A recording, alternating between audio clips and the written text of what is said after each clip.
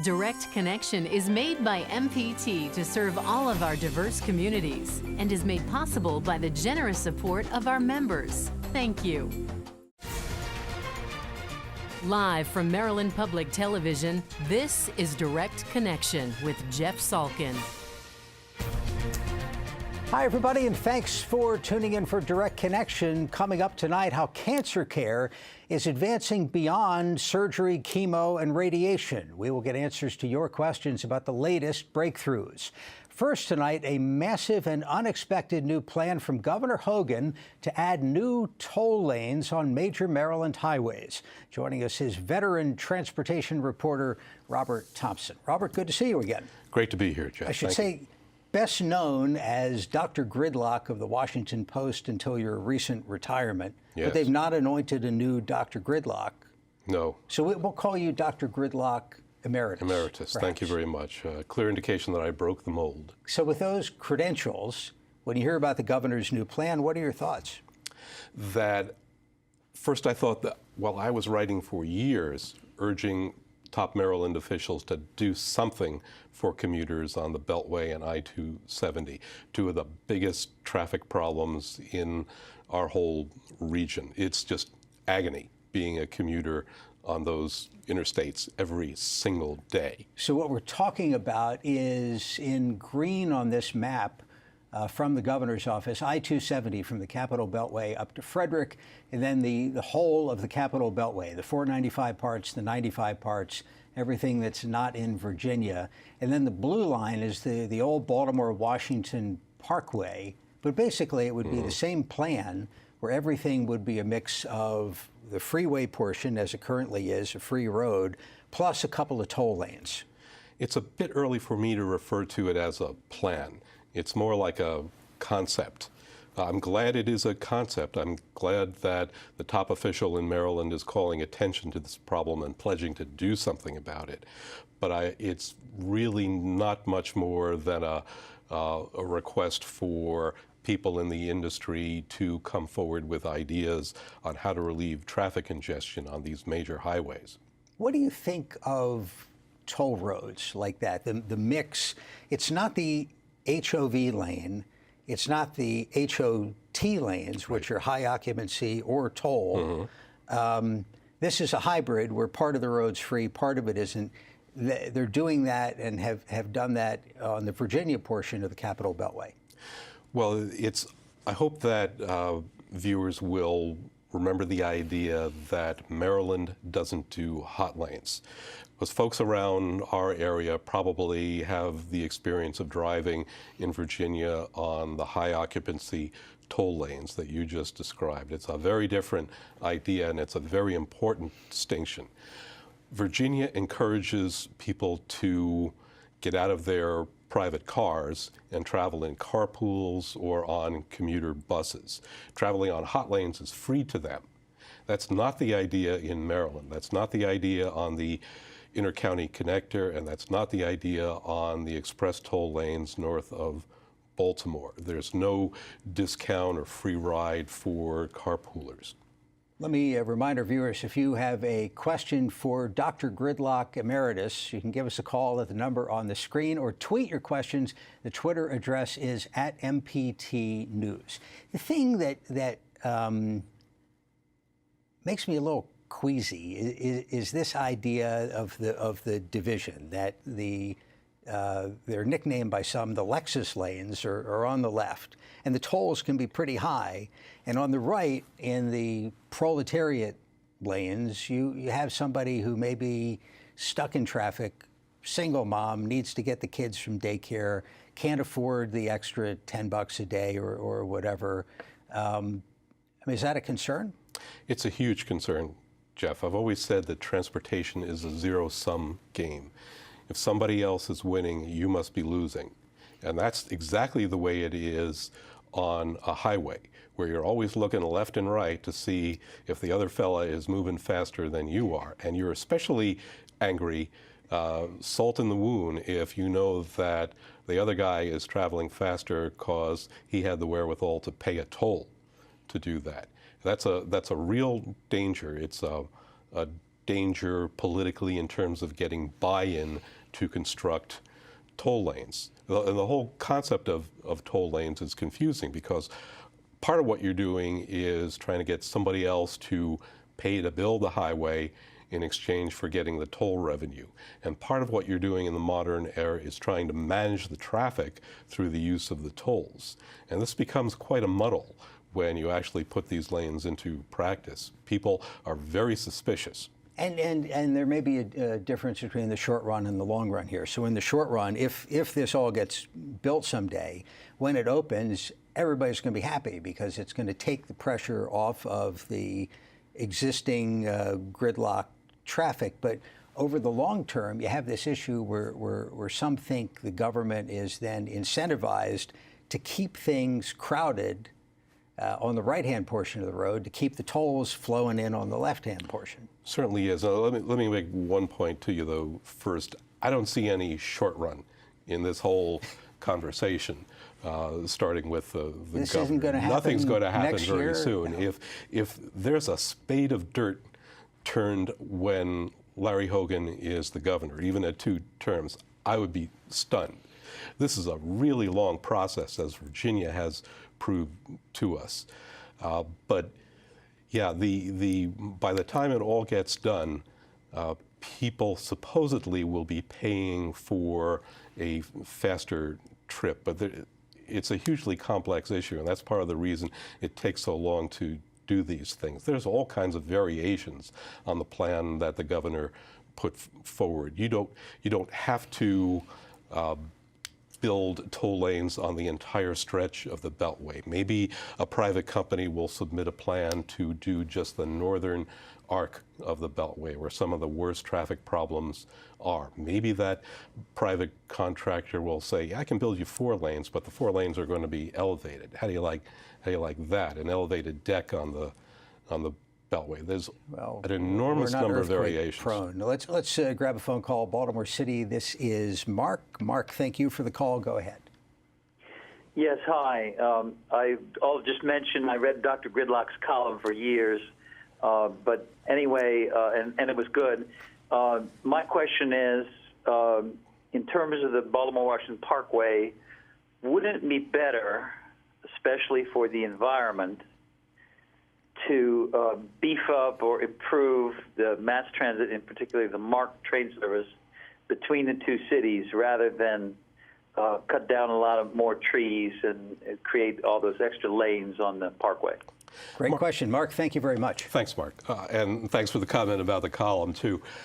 I think the Baltimore-Washington Parkway part of the governor's plan is actually the most radical part of it. In expanding highways, adding toll lanes, nothing innovative or 21st century about that whatsoever. Taking a federal parkway and turning it into the equivalent of an interstate highway, that's pretty radical. That would be highly unusual, and I think that's one of the reasons for not expecting there to be anything short-term about the process the governor launched last week. I think we may disagree a little bit on the sanctity of the BW Parkway.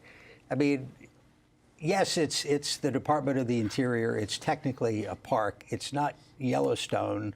It has more in common with the Jersey Turnpike than Yellowstone.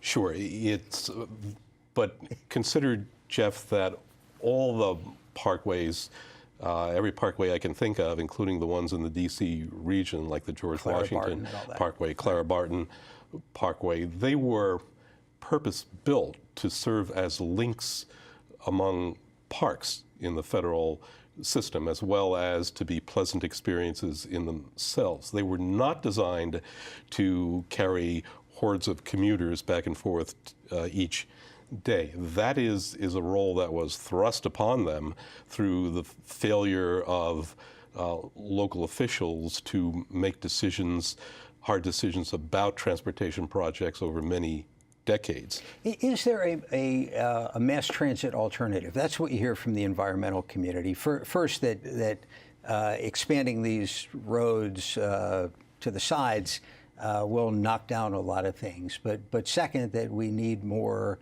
forms of mass transit. To the extent some of these are suburban, are things too diffuse for that to work? Well, let me make a point to you comparing what Governor Hogan's proposing to what's going on in Virginia. All of the Virginia plans about express lanes have to do with a goal of moving more people. That's not the stated goal of Governor Hogan. His goal is to expand highways and move more cars. It's a very different concept. The Virginia concept includes incentives for people to get out of their cars, to carpool, or to board commuter buses for their trips to work. That's a form of transit. And it's the reason that I was, as a columnist, very supportive of the Virginia plans. And they are evolving even now with the toll money is going to go to finance carpool lots, to help support express bus services. None of that, so far anyway, is part of the Maryland plan. So it's very easy to understand why environmentalists and transit backers are initially so down on Governor Hogan's proposal. The MARC train network is reasonably big, you know, three routes through heavily populated areas. Could that be improved? Oh, it could certainly be improved. And in fact, it has been improved over the past decade, but it's still, the MARC service still carries a relatively tiny portion of our daily commuters. There's no reason to avoid improving our highways. Most people drive. 2/3 of commuters in the DC area are driving. Let's do something to help them out. But let's not just give them the false hope that by widening highways, their commutes are going to get better. You know, the other intriguing thing about the governor's plan for somebody whose reelection falls a bit on what happens with the vote in Baltimore County, which he carried last time, is that the gridlock parts of the Baltimore Beltway, which are largely west side Baltimore County and up north, aren't a part of this. Maybe there's something else coming. Well, if we try to look at this in terms of pure politics and the gubernatorial campaign, you'd have to look at who the constituency is for improving the Beltway and I-270 and the BW Parkway. It's not so much people who live right along that corridor. A lot of those people right now are in a state of anxiety thinking that their property is going to be taken or their local street is going to be affected by spillover traffic because of this. You got to look at where the commuters come from. It's at this point when we're wrapping up the interview that I used to say you could read Robert Thompson's work in the Washington Post, but now that you've retired, you can't, but you're still tweeting. What's the Twitter address? RT Thompson. RT Thompson. Yes, and please, folks, just think of me fondly as your old traffic columnist. There you go. Ex-Dr. Gridlock, thank you so much for the visit. My pleasure. Always fun. Coming up tonight, how the body's immune system is being trained to fight cancer. We'll be right back. Hi, I'm Larry Unger, here with Judy Woodruff of the PBS NewsHour. From politics and the economy to health, science, and education, the NewsHour delivers a thorough analysis of current events to help you put the day's news in context. Judy and the NewsHour team have set the standard for deep and unbiased reporting. We are so pleased to present it as part of our Public Square programming. Join me on the PBS NewsHour weeknights at 6. Got an unused vehicle going nowhere? Donate it to the one place that can take you any place. Visit mpt.org/vehicles and support the programs you love on MPT. The MPT app puts our programs right at your fingertips, so you can choose when to watch, what to watch, wherever you want to watch it. Download it now. What happens in Japan and Asia matters to me. With NHK World's newsroom in Tokyo, I get the news live from Japan right at the start of my day. New ideas come out of Asia all the time. NHK Newsline reports on business, technology, and world events from Tokyo to Bangkok. Once in the morning gives me a heads up on the competition. Every hour on the hour, the news I want from Asia. Watch NHK World now on Comcast Channel 268 and Verizon Channel 480. Are you turning 70 and a half this year? If so, you generally have to start spending down your retirement account. Even the minimum distribution can place you in a sticky situation. Luckily, you can now use your IRA to make tax-free gifts. Gifts up to $100,000 will never count as income, but always make a difference. That's icing on the cake. Make your gift for this year before December 31st. Visit mpt.org/support.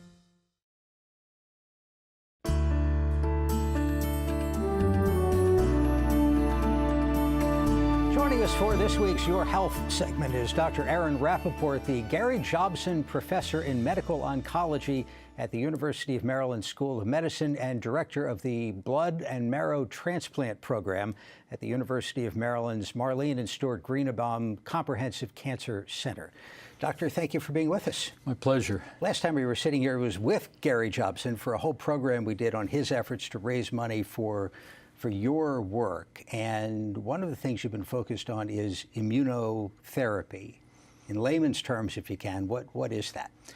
Well, immunotherapy is basically trying to harness the ability of the body's immune system, the defensive cells and molecules, the antibodies in the body, to both recognize and fight against their own cancers. Do they to some degree? So if I get some sort of routine infection, the body goes to work on it. How does it not see the cancer cells as being foreign? Well, that's a great question, and that's really one of the has been one of the fundamental questions of tumor and cancer biology for many years, and we're really gaining a lot more insight into that. The short answer is basically that in order for the cancer to develop, it has to develop mechanisms to shield itself from the immune system, the body's immune system. Otherwise, it wouldn't develop. The cancer wouldn't have a chance to grow. And there is this concept of immune surveillance, that the body's immune system is sort of always on the alert, looking out for early forms of cancer, early stages of cancer, then going after it and preventing the cancer from developing.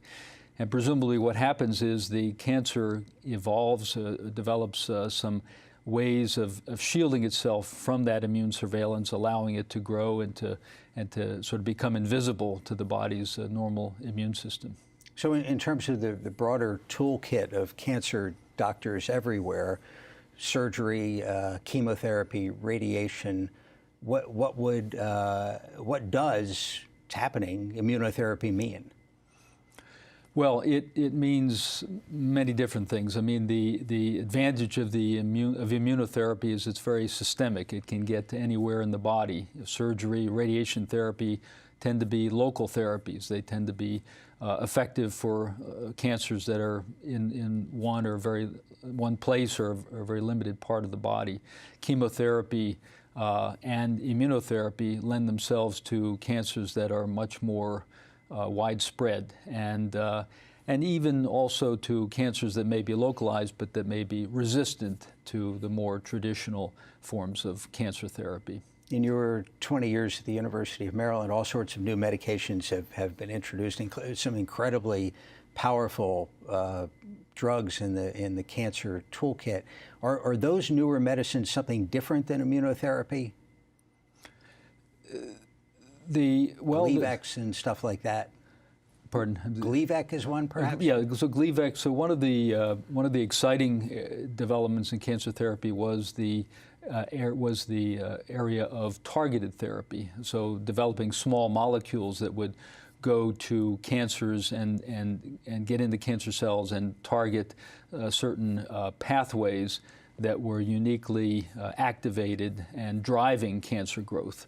Immunotherapy works differently. It's working sort of from the outside and as I say, harnessing the body's defensive cells and molecules to recognize and go after the cancer cells. And the two really exciting developments in this area of immunotherapy have been the checkpoint inhibitors and the CAR T-cell therapies, the latter of which just received first FDA approval just very recently for a product that was developed at the University of Pennsylvania and in collaboration with Novartis. And these are very different therapies in that the checkpoint inhibitors enable the body's own immune cells that are already in the body, that are already often resident and actually invading into the cancer cell, into the cancer, to become activated.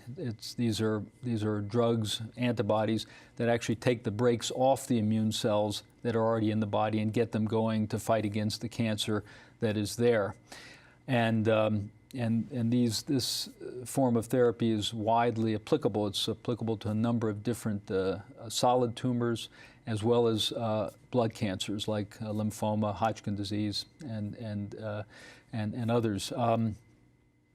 The CAR T-cell therapy is a fascinating story in and of itself, but in this case, patients' immune cells are being taken out of the body and then genetically modified or engineered to redirect them to recognize and attack the patient's cancer. Let me remind our viewers, if you have a question for the doctor, give us a call. We'll have the number on the screen. You could also tweet your questions at MPT News is the Twitter address. The FDA approval that just happened on the CAR T therapy was for pediatric patients, which is unusual in terms of the order in which the FDA normally does things. Yes, I would say so. It was specifically for pediatric ALL, or acute lymphoblastic leukemia, which is the most common pediatric cancer. And this was a result of the work that showed that this form of CAR T-cell therapy, this engineered T-cell therapy, proved to be most effective against pediatric ALL, pediatric acute leukemia, and was able to cure, induce remissions and cure young people with very, very advanced and otherwise untreatable forms of acute leukemia. What are the side effects like? Well, the side effects for the CAR therapy is a result of the fact that when these genetically modified or engineered T cells go into the body and they recognize, they see the cancer, they react by becoming activated and they proliferate, they expand, and they can expand 1,000, even a million-fold. And that expansion, that rapid expansion, results in the release of chemicals, chemical mediators that can cause effects on blood pressure and breathing and fever. And so the syndrome that is most concerning for these CAR T-cell therapies is something called cytokine release syndrome, which is where these immunologically active and chemicals are released by these activated and expanding immune cells that then has other effects on the body. But once that passes, once the patient gets over that, then they can have an excellent response. Let's take a phone call from Allegheny County. Leroy on the line. Thank you for the call. Go ahead. Yes.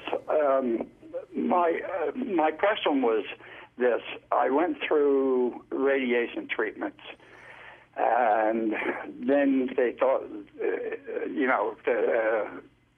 other week there, they thought it was growing more, so they did a PET scan. And now tomorrow I have to go see the oncologist, I guess, for the reading of it. My question is this: can I take more radiation treatment, or is there an alternative? Leroy, thank you very much. Obviously, best of luck to you. Hard for you to comment without knowing what it is. Yes, but maybe you could talk a little about how the new pathways, immunotherapy, fit into the broader toolkit. Absolutely. Yeah, no, I think Leroy's question is very appropriate, and it does depend very much on the type of cancer and how much radiation has been already delivered. And thankfully, there are some new forms of radiation therapy, including proton therapy, that's actually offered at the University of Maryland that sometimes can allow patients to get additional radiation therapy because it doesn't affect the neighboring tissues as much, causing side effects. But I think that's an excellent question, and I think that's somewhat still to be determined. I think the right now. Do you suspect it's going to be first line? This is what we get more experience with it. This is somebody walks in the door and we give them this first, or it's last resort? I think at this point these therapies are farther down the line because of the toxicities and because of the fact that we have highly effective therapies, chemotherapy and antibody therapy and combinations for patients who have initial diagnoses of a variety of different cancers, and including childhood acute leukemia and lymphoma. And adult lymphoma, and these therapies right now are going to be farther down the line. But I think as we gain more experience and learn more about them and learn how to both treat and prevent some of the side effects, that they will probably move up. Dr. Rappaport, we appreciate your time.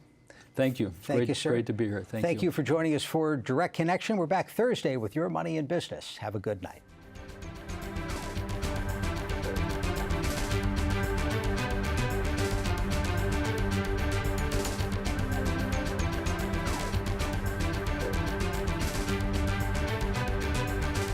Your health segments are a co-production of Maryland Public Television and the University of Maryland Medical System. This program was made by MPT to serve all of our diverse communities.